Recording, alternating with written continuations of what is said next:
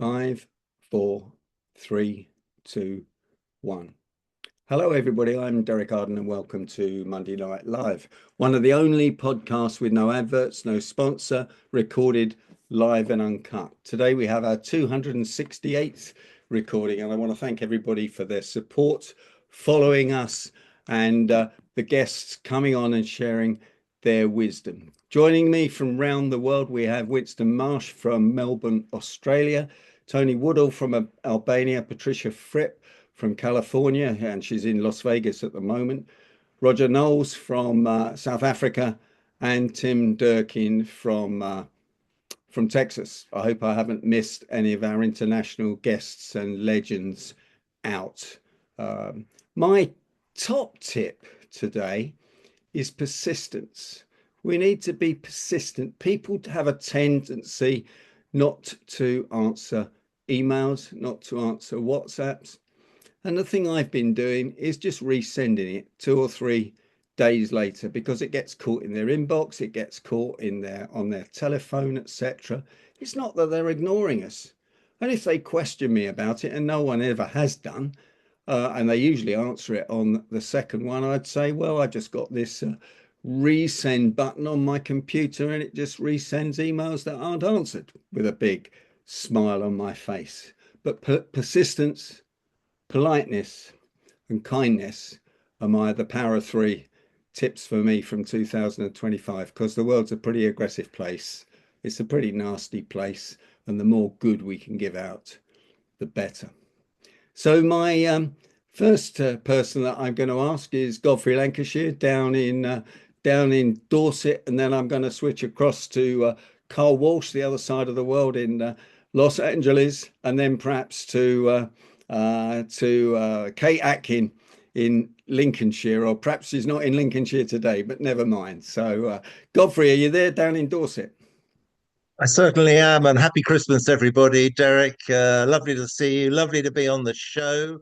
And Derek, thank you for asking me to open the batting, especially as Winston's on here. I was frightened I was going to go down to Adelaide, but Winston, we can talk about the cricket later on.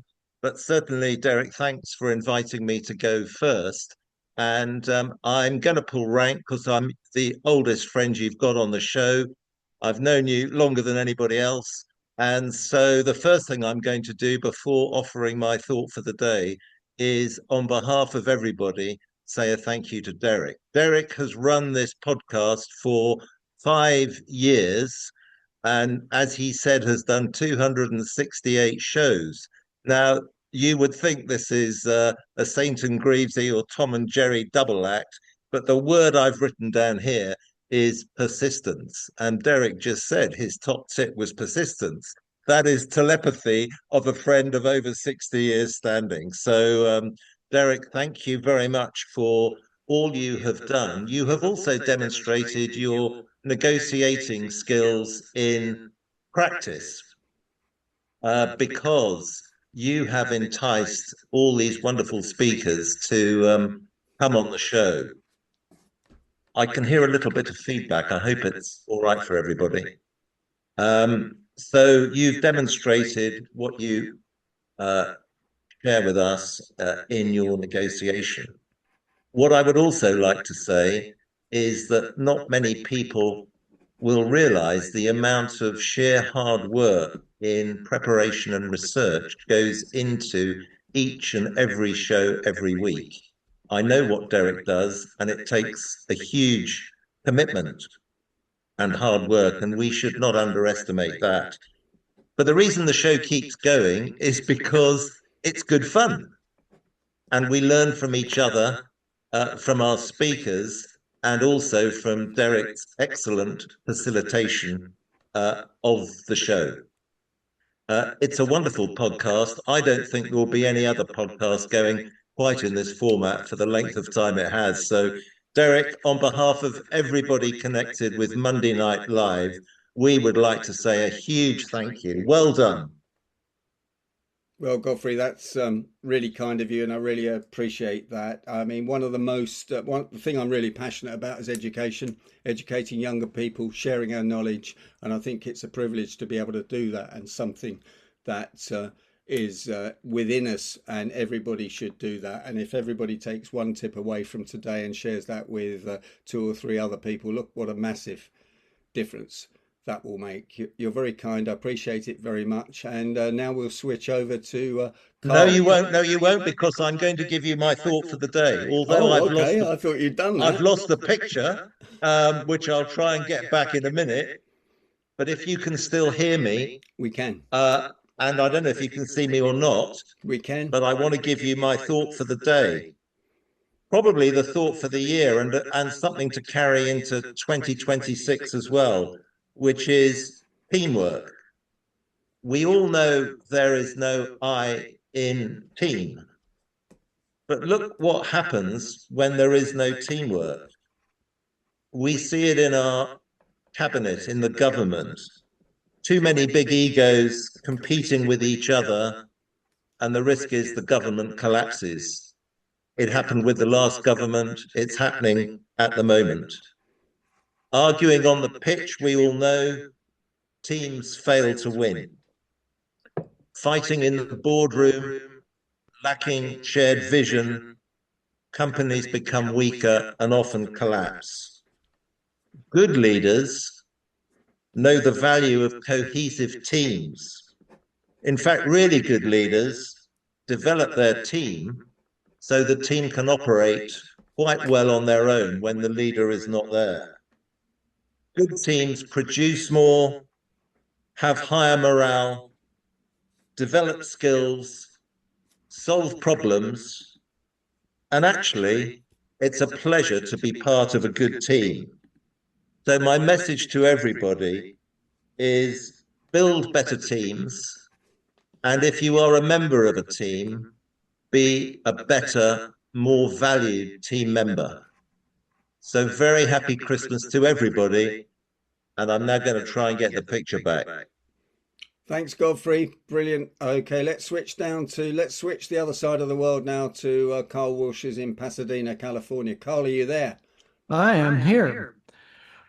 I'm going to throw a little wrinkle into the persistence idea. I think everybody needs to, every once in a while, needs to stop and take stock of what they're doing and what's going on around them. The world changes. We change. We go into different stages in our life. Maybe what we wanted when we were 20 isn't what we want when we're 30 or 40 or 50 or 60. I'm now into my fourth career. I didn't have to change careers, but I always found something a little better. I always found something that interested me more than what I was doing. I watched the Arsenal game this weekend, and during the halftime, the commentator said, "What you're seeing is a team that is bored." And I thought that was a rather remarkable comment, and I thought they were absolutely right. You need to change things up every once in a while in your life. And they came out in the second half, they changed things up, and they got their act together again. And I think we all need to do that in our lives. Change things up every once in a while. And I think you'll have a fuller life, a more productive life, and a happier life. And that's my thought for the day. Fantastic, Carl. I think it's called pattern interrupt in psychology. Sometimes we need to change the frame of mind that we're in. Kate Atkin, you're next. Are you there, Kate? I am indeed. Fantastic. Yeah. Lovely to see you. Thank you, Derek. Thank you. And I put a little bit of thought in, and it's interesting because my third one's already been mentioned, but I thought I'd do like you, a run of three, when I was thinking about lessons for 2025. And one actually was something I mentioned to somebody yesterday, because I went to see Neil Malarkey in one of his last shows at the Comedy Store Players. And I was talking to someone else, and I think it struck her, and it's something that we say to people, but we don't necessarily recognize it for ourselves, but it's the need to be able to be either okay or to tolerate uncertainty. So when you're tolerating uncertainty, we try to make things fixed and we know what's happening. And I think that's pushing against the grain at times. So it's that sort of being more at ease with uncertainty was my first one. The second one is something that's really came about through the publication of my book this year. And it's the asking for help, or in particular, allowing others to help you. Because again, we tend to think we might have to do it all by ourselves. I can write a book, but I certainly can't write a good book without help and support from other people, and get one published in the way in which it has without the help and support of the publishers. So asking for help and allowing others to help you was my second one. And the third one, Derek, was your third one, because the world needs more of it. And I think we have a choice of giving it to others, and that is to be kind. Thank you for allowing me to share. Thanks, Kate. And the imposter phenomenon or syndrome, how's it going? How's the book Phenomenon. going? Oh, well, congratulations on that. I think it got to #1 in some places in the UK, didn't it? It smashed the anticipated book sales. It's reached the 4-year mark within the first 6 months. Oh, well, that's brilliant. I know how hard you worked. Really well. I know how hard you worked on it, and I know how dedicated you are to the imposter phenomenon. Yeah, and it's just now in the high streets at TG Jones, which is the old WH Smith in the UK. Just to mention, I've just seen Jill's put a message in, and Derek, it might be worth you muting yourself to see if that stops the feedback. Okay, yeah, it does. I think that would be helpful. So when the next person speaks, that would be the way to go. Okay, thanks for the tip, Jill and Kate. I was going to go across to Melbourne, Australia now for a tip from Winnow. I didn't warn him of that, but if you're there and you've got a tip for us and you can unmute yourself, Winnow, that would be fantastic. Then I'll go to Patricia Fripp in California, in Las Vegas, and then Mike Foley down in Dorset, if that works, and I'll mute myself as well. Thanks, Derek. Yeah, I thought about today, and of course we can all instantly come up with great ideas and things like that. But I went back to something I've had for many years. You might recognise it. It's the book by Frank Betcher called "How I Raised Myself from Failure to Success in Selling." Don't know how many copies of this I've given away, but it's a remarkable book.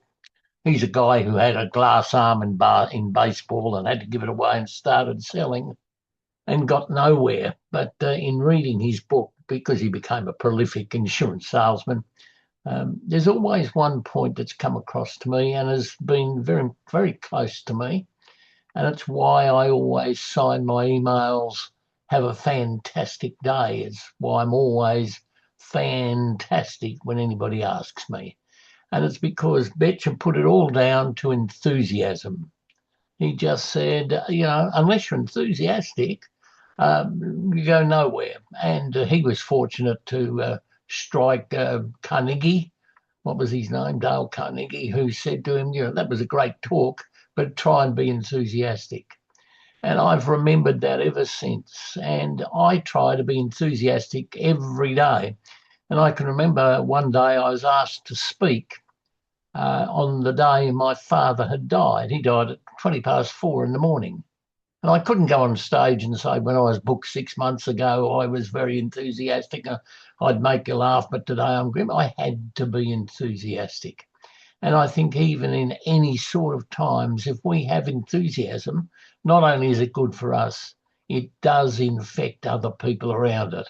Even when you go through the supermarket and the checkout chick asks how are you, they really don't care. But if you say fantastic, it really seems to change their attitude and the attitudes of others. So my tip, keep the enthusiasm. Brilliant tip, Winnow. And I know how enthusiastic you were. You took on the responsibility of the president of the Australian Speaking Association, not once, but twice, with your enthusiasm. Absolutely fantastic. Brilliant. And of course, to help Godfrey, we are pretty enthusiastic about what Australians are doing to the Poms. It's wonderful. No, we're not talking about cricket talk for those who don't understand. Sorry, Patricia. Sorry, I'm about to cut you off if you're going to say things like that, Winston. That's swearing. But as you got up at 3:00 in the morning to join us today, I'll let you off for once. Let's go to Well, hello, Derek, and all your chums. What I learned recently is that it is very difficult to give away money in England. However, if you're an American who decides I want to start giving my money away now when I have the joy of seeing people receive it, England doesn't mind taking your money. And if I died within 7 years, my estate would pay the inheritance tax, although my CPA says I don't know anyone who ever has. So one, I'm being generous to people who are younger, who could do with the money now, not in when I knock off, which I don't plan for another 30 years. What I would like to add to this discussion, along with persistence, I would say consistency. And one example of this was, I mentioned a Ford Sakes, who is the person I go to learn about AI. I said, I have just in the last couple of weeks had 5 inquiries. And my first question always is, were you referred or am I the end of a search? And 5 people said, we asked ChatGPT, who was a good executive speech coach, and you were the first one up. And Ford, who was working on my computer, said, hold on, I'm going to ask it on my computer. I'm going to ask on my computer. And he said, yes, when I asked it, you came up as the first person. And he said, the reason this has happened is that you consistently post. You consistently post for years. I started blogging in 2009. And now, I do a mailing every week, a blog post every week, 2 LinkedIn posts every week. So it's consistency. To add to that, and this probably has no interest to most people, but it amuses me the way Derek is amused by, his TikTok. I decided, well, I've always had 650 videos. I've always added video to YouTube. But at NSA, I finally listened to the lesson and thought I would try it out. If you want to increase your following exponentially, you have to post every day. So I started posting a short every day and a longer, which is not that long, but longer every day. And I have more than quadrupled the amount of views I get every month, and my demographics have changed. I'm appealing, probably because of the shorts, young people. Now, this varies every time you check. From week to week. But I had 1 week where more than 50% of my followers had been 25 to 34 upwards. That had never happened. The 25 years old had never been dominant. All right, so that's that. So be generous, I agree. Consistency in whatever you do. And when it comes to living your life, and we're all rather mature and want to stay vital for as long as we have, it's consistency. Occasionally treat yourself, yes, but consistently live the way you know we should do, and exercise and eat correctly. And with that, I will go back to you, Derek.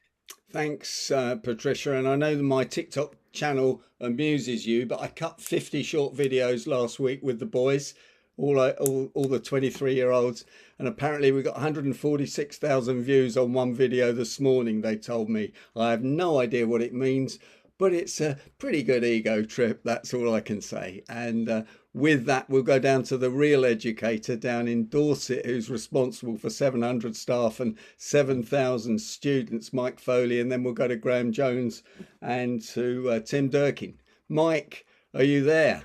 I am, Derek. Good evening, and good evening to everybody else on the call. I think there's some feedback as well, Derek. I hope that's not me. Derek, I suppose, looking back on this year, I had a moment of inspiration. Actually, only a few weeks ago now, I bumped into a guy called Paul Sinton Hewitt, who is the guy who started off Parkrun. And I'm not sure where everybody is around the world, whether they have a parkrun near them, but it's a 5K walk or run every Saturday morning, 9 o'clock. And you can bring your dog, you can bring children, people come with their buggies. And it started in October 2004. And it was Paul and 12 of his mates. And he was going through a very hard time that particular moment in his life. And he just decided, he asked them if they'd meet up, go for a run on a Saturday morning. And they timed each other. And then gradually 14 people turned up, 15 people, 20 people, 25 people. And then the next thing is one of the parks nearby, they were in Bushy Park in Teddington in West London. And then the next thing is some other people found out about it and they started it. And I think there's now between 2,000 and 2,500 park runs happen every week right across the world. And I think Sheffield University did a study recently. I think it's worth about 690 million to the economy now in terms of health benefits and in terms of increased productivity. And by pure chance, he doesn't often now come to Bushy Park, but that's where I was running. And I came in behind him, and around about 1,500 people do the run. So at the end of it all, you have to go into funnels and wait and queue up for your token, and then you go and bring your token over to someone who scans it in along with your own barcode, and you get a time. They email you.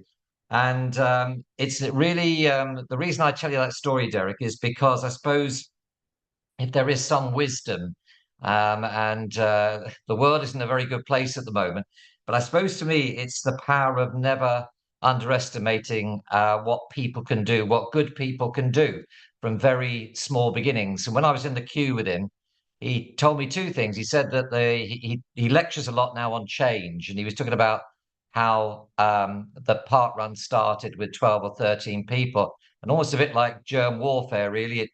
One group started, then another, then another, then another. And so he talked to me about that, the power of people. And the other interesting thing, Derek, he told me was that they've now got the technology. We were standing there for a good 10 or 15 minutes while all these people queued up. And he said to me, we've got the technology. You could just go and walk past a scanner, but we've deliberately kept the funnels. I said, why have you done that? And he said, so that people do what we're doing and they talk to each other in the queue and they get to know each other. And I liken it now, actually, almost to days gone by, people going to church on a Sunday. It's almost you see all these people from different directions going to park run and meeting up with people maybe they met last week.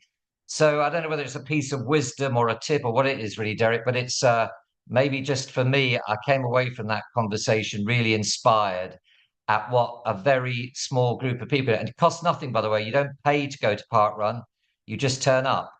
And how people, and every week there are people there who marshal it and look after it and put out the cones and all the rest of it for nothing, for no reason.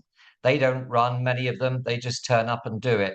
So I suppose the wisdom in that is that not underestimating people, and in a bit of a gloomy world, how the power of community and people getting together to make change happen.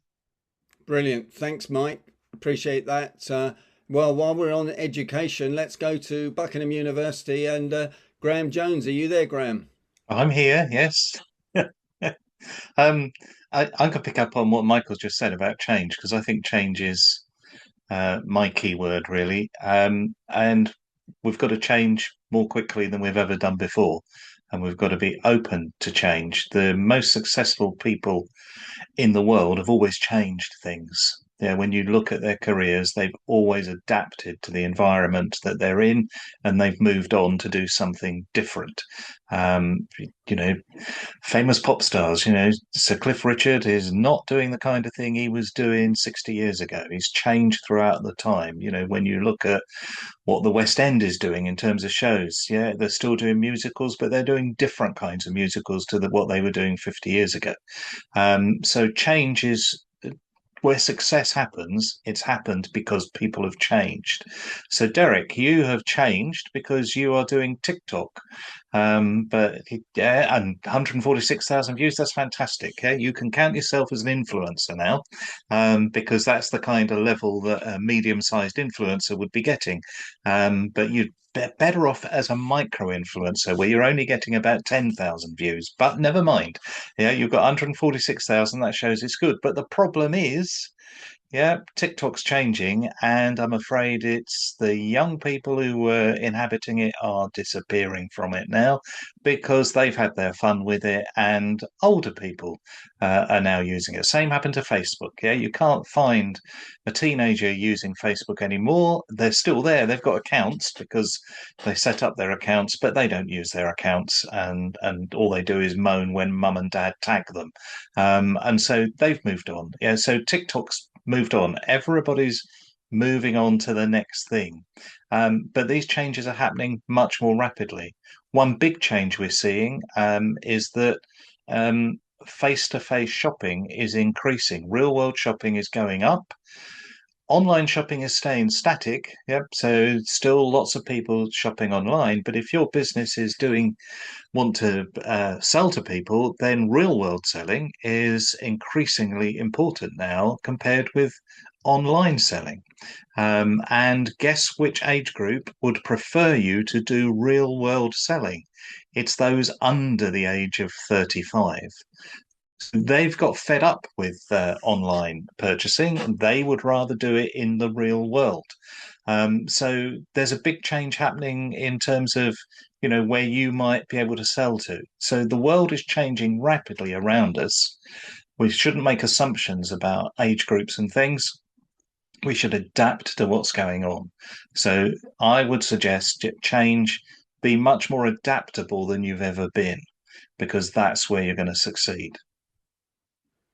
Brilliant, Graham. Thanks very much. And thanks for saying that my TikTok channel's a waste of time, but I won't take any notice of that. I'll just keep moving on. It's not a waste of time, Derek. If you're aiming at people older than 35, you're doing really well. Oh, I'm aiming at all the seniors. Don't worry about that. Tim Durkin, are you there down in Texas? Howdy, y'all, from Texas. Tim Durkin here. I want to, first of all, wish everybody a Merry Christmas, a Happy Christmas, and a Happy Hanukkah. I want to begin by drafting off of what Patricia Fripp said about generosity, because it's the time of the season where we think about gifts. And 8 of my grandchildren are over the age of 7 years. And each year they want presents from the grandparents. One of the presents we give them is cash, money. And the only stipulation with giving them the money is they can't keep it. They have to give it away. All right. And then they have to tell grandma and grandpa how they gave it away, where they gave it to Ronald McDonald House, a foundation, where they gave it to the homeless, or what. But they have to give it away. And that way we believe they are getting into the habit of generosity and of charitable giving. But what I wanted to talk about today is to revisit my idea of via negativa, which is subtraction from life. We live almost all of us live under the tyranny of a to-do list. And I would suggest that real progress, real art is a subtractive process. Real beauty is a subtractive process. And I would say, with the same eagerness we make to-do lists, consider making to-don't lists. What do you have to let go of in order to get what you want? And this being the time of the year for New Year's resolutions, as I mentioned a couple of weeks ago, I want to pass along a process that I learned from my friend Randy Gage about 20 years ago, which I have done religiously, and it's called the Burning Bowl Ceremony. And on New Year's Eve, my wife and I do not go out and party. That's amateur night.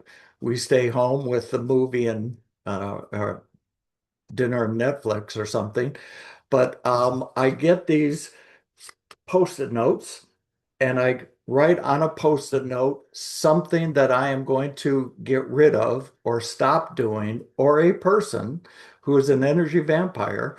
I will write each item on one of these lists, and then I'll deposit it in a steel or metal or glass bowl.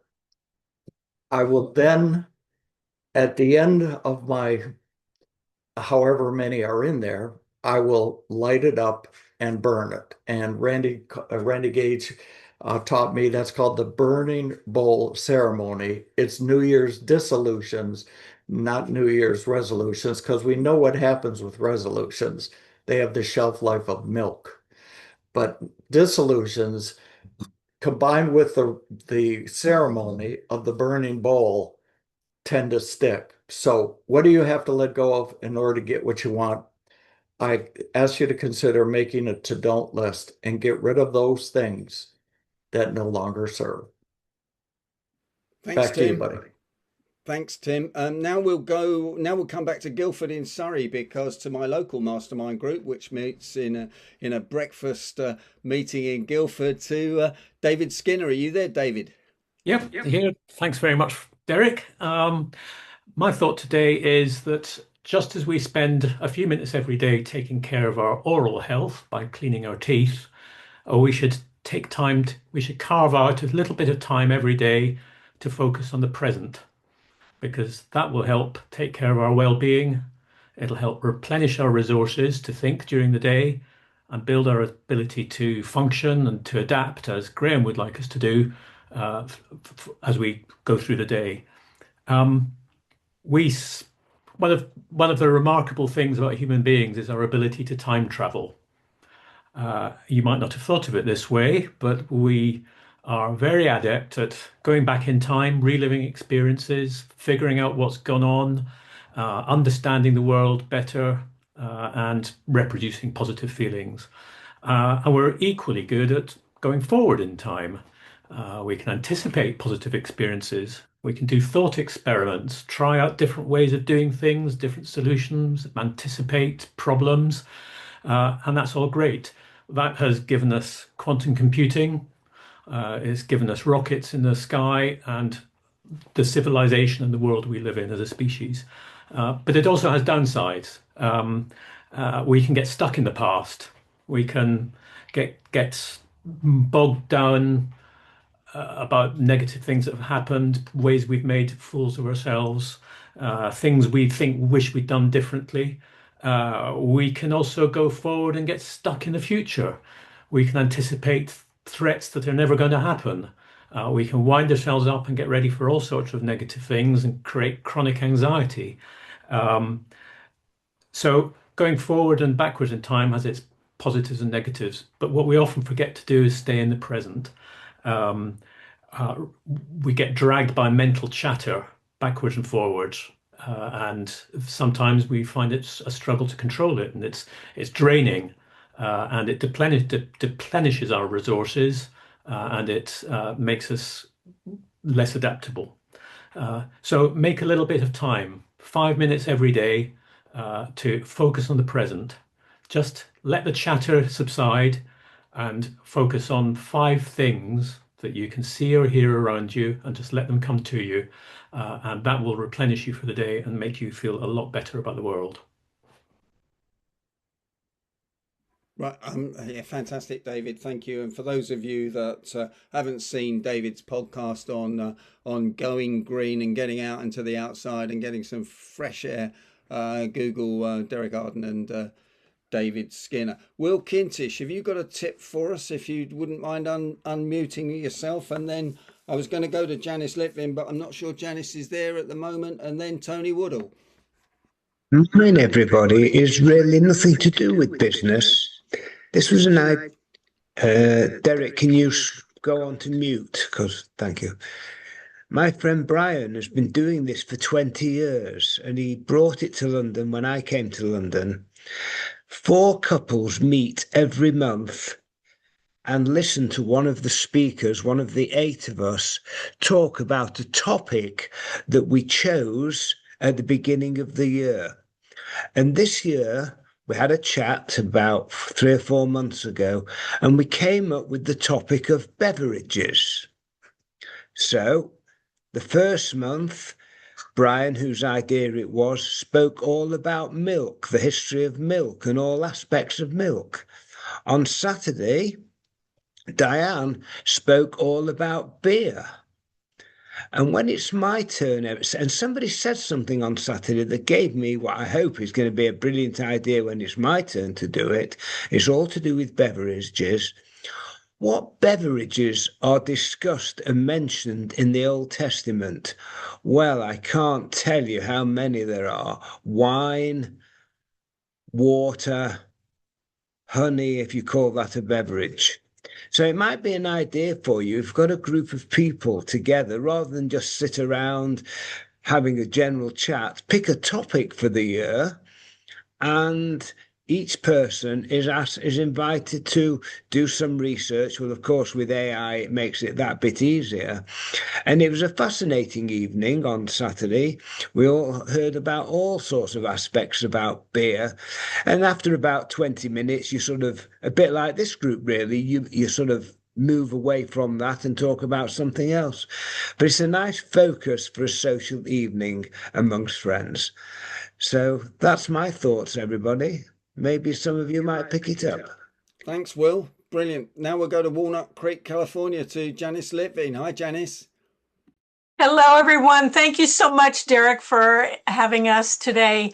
I want to piggyback on what Will said and other people, and that is, and to some degree, what Tim Durkin was referring to, but slightly different. And that is to spend more time connecting with people, not the people you already know and love, but people you don't already know and love. And the reason I'm bringing this up is because some of you may know that there was a murder in Australia at a Hanukkah celebration. A father and son came in with sniper rifles. The rabbi was murdered in front of his 5 children. And I believe that if people would get to know people that they are opposed to in construct, that maybe they would find a way to connect, because we all believe in God. When I'm talking about we, the people who are fighting this particular battle, we all believe in one God. We all came from Abraham. We're cousins. Normally, I don't go on and on about politics, but that particular incident hit me hard. I almost skipped our local Hanukkah lighting last night in Walnut Creek, and I was happy to see that there were 2 policemen from Walnut Creek, and the mayor of Walnut Creek came to share, and there were probably 150 people there having a wonderful time. So my message for the year is getting to know people that you don't already know and love. Thanks, Janice. And now we'll go to Tony Woodall, who's in Albania, but formerly from California. Tony. Thank you, Derek.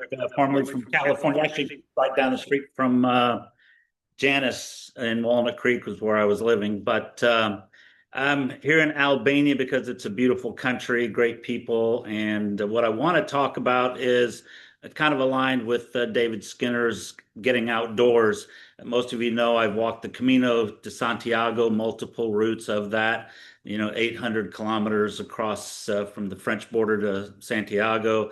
I walked Portuguese. Last year I did a little bit of the French from Le Puy-en-Velay about 300 kilometers across France. And this year I'm planning on going, or next year I should say, I'm planning on going from Sevilla, Spain to Santiago, 1,000 kilometers plus walk. But what I really want to focus on is it's important to get out in nature. I was reading some of Stephen Kotler's books. I don't know if you're familiar with Stephen Kotler. He studies the flow state and extreme athletes and how they get to what they're doing. And one of the things to get into the flow state to help tap into your autonomic nervous system is being out in nature. Nature is a wonderful remedy for a lot of things, stress, anxiety, a little bit of, love and everything else you can find out in nature. And I encourage everybody to spend time outside. This past Saturday, I walked from my home to Kavaya, Albania, down the street. It's about 17 kilometer there and back. Walk along the beach, along the Adriatic Sea. It's beautiful views as you're walking. But when I get out on the Camino, it's kind of like my mind just opens up. I'm able to think clearly. I'm able to see new things every single day. Gives you a great perspective of life and what's out there and how to relax. In my opinion, it's my cathedral, if you want to call it that. I get out there and I feel whole.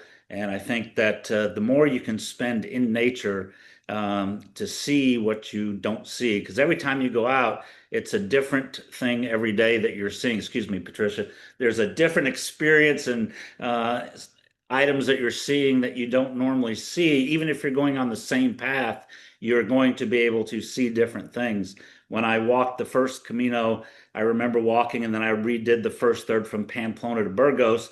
And every day I started walking, I didn't see that last time I was here. And it was the exact same path that I walked, but I'd done it at a different time. And what you see in those different times is much different potentially. And you get to experience it. Even walking the same way every single day, you can see new things because of the different weather, wind, etc. So it's important to get out, let nature take its course, and it will help enlighten you to be able to think clearly, to get in touch with yourself as well as others. So. Brilliant. Thanks, Tony. I remember going skiing for 40, I think I went skiing for 40 years, charging down the slopes. I hardly ever stopped to look round at the mountains. I can't believe it. It was just the goal of getting down the slopes as fast as you can. How crazy is that? I know. We just need to stop and smell the coffee, look at the roses, don't we? And all those fantastic metaphors. Now we go to Shelley Bridgman. We probably need some psychology or some psychotherapy here, Shelley, and then we'll go down to South Africa to Roger Knowles. Yeah, I'm not up for that. But I wanted to share a tip. Over the last few months, I've had to go on a regular basis for hospital treatment, outpatients. And the hospital in question happens to be Stoke Mandeville. And as some of you will know, it's where the Paralympics began. It's famous for its spinal unit. And what I didn't know is that somebody that I know was already in there. And some of you will know, and I'm not going to mention the name because this is being recorded, but it was on social media. And I discovered that this person I know had been in the spinal unit since last March. So I arranged to go and visit on one of my treatment days. And when I got there, the staff nurse found the ward said, "Oh, she's runs a support group in here for people less fortunate than she is." So after a few minutes, she emerged and we went to somewhere called Horatio's Garden. Now, I'd never heard of it. Some of you may have done, but it's a charity. And in Stoke Mandeville, in one or two other hospitals, they've built an indoor garden with a cafe, all staffed by volunteers. And it's wheelchair friendly because you have to either be in the spinal unit or a guest of somebody in there. So we went and had coffee, and this person became paralysed last March from the chest down. And when I got there she was running a support group for tetraplegics who couldn't move at all. And And then in the garden, all run by volunteers. They don't get paid. Amazing atmosphere with all sorts of stuff going on. So my tip and what I need to do, instead of having New Year's resolutions for what I want, question I need to ask more of is, what can I give? Wow, Shelley, that's really powerful. What can we all give? Because the power of giving causes more serotonin, doesn't it, and dopamine than receiving. I think that's probably from one of the religious books, or probably all from all the religious books. Let's go down to Cape Town now, to South Africa. Roger, are you there? Just unmuting myself. I'm very much here. It's been wonderful hearing all of these stories and advice, and I'm going to follow a lot of it. And I wish I'd done that some years ago. I've made the mistake that a lot of you didn't make. I was very fit and involved in lots of sport, particularly paddle surfing and wild surf. Wonderful stuff. And then I left it. I just somehow drifted away from it. And I now actually am living 1,500 miles away from it, in the Cape, having grown up in KwaZulu-Natal in wonderful areas that unfortunately have been neglected and are just not as good as they were. One of the reasons why I and my partner moved from there. The ocean, for example, is horribly polluted. Anyway, enough of that. We've got to do positive things. I have a bicycle. Yes, every now and then I ride, but it's a few hundred meters because it's hard work. And there's the key. If I was riding with somebody at a similar stage, I'm sure we'd do much, much better. So I used to love going to a gym and working out at a gym because you're surrounded by other people doing the same thing. And it kept me in good condition. I'm in bad condition now, but I'm determined to make it back to fitness, and I'm going to look for someone who'll go to a gym with me or find a gym that is affordable. The problem is the nearest gym's more than 20 kilometers away. Well, there's one here, but it costs an absolute arm and a leg in the village. But that's what I'm going to do, and that's what I recommend everybody do. I remember some years ago, 5, 6 years ago, I went to see a friend of mine who was practicing as a doctor, and he said, Roger, there's one thing you must never forget. Never stop exercising. I said, Mike, I never stop. I do it all the time. And I fell for it. And so did he at one stage. I bumped into him in a big supermarket on crutches, and I said, Mike, what's happened? You're still young. You're still exercising. He said, well, you can't avoid the occasional fall. And that's what he did. But I bet he's back up and exercising and doing really well. Anyway, that's my tip, is physically we've got to look after ourselves. We can't assume, and we cannot also say, oh, well, I'm getting old, so of course I'm slowing down. The heck with that. Okay, don't overdo it, but keep going and enjoy. Thanks, That's Roger. all It's right. interesting. Ali, the physio, said to me when I went to see her when I had a particularly bad back, you got to keep stretching it, you got to keep moving it. And of course, I didn't want to do that at all, but she did, and she was absolutely right. One more tip from somebody. Put your hands up if I've missed you out. Anybody I've missed out on? No. Godfrey, over to you, Godfrey. You put your hand up for a minute. I was waving goodbye to Tim. Oh, okay. Well, just at that point, I think I missed Andrew. He put his hand up, but I don't know if he waved us off or not. Andrew, are you there? Andrew doesn't Yes, look I'm like here. he.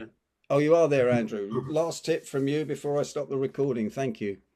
Well, I was tempted to start by saying don't demolish your East Wing before you know you've got permission to proceed. But the sort of serious bit behind that sort of joke is always do your research first and never assume that you know the solution. The two quick things which I think I would point out is always talk to one another because nothing is resolved through silence. And the other is to always remember the power of the present moment and positive action. The best preparation for tomorrow is doing your best for today. And we all know that today is a gift, which is why they call it the present. So on a Christmas note and presents, I'm going to sign on for that.